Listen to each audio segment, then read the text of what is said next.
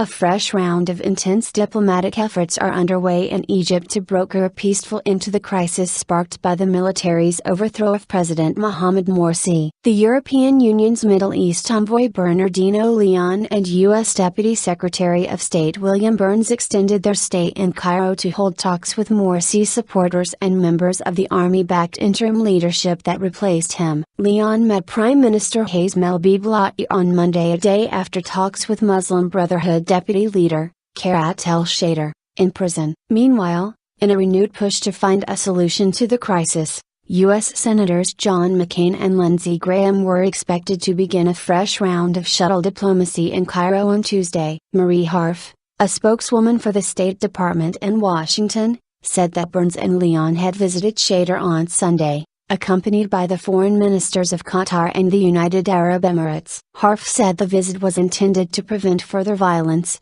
calm tensions and facilitate an inclusive dialogue among Egyptians that can help the transition to a democratically elected civilian government. Morsi's deputy refused to discuss the situation with the envoys, saying that the Brotherhood's position on defending Morsi's legitimacy was unchanged. According to Muslim Brotherhood spokesman Jihad al-Haddad. Haddad said the envoys still carry the position that we should swallow the reality and accept that the military coup has happened and try to recover with minimum damage. We refuse to do so, Haddad said. There was no agreement on how to start talks, he added. Harf said it as of now, Burns had no plans to meet Morsi. Shuttle diplomacy. Recently, EU Foreign Policy Chief Catherine Ashton, Arab diplomats, an African delegation and German Foreign Minister Guido Westerwelle have all traveled to Cairo in a bid to defuse the crisis. Army Chief General Abdel Fattah el-Sisi also held talks with Islamist political leaders, including Salafist clerics Sheikh Mohammed Hassan and Mohammed Abdel Salam,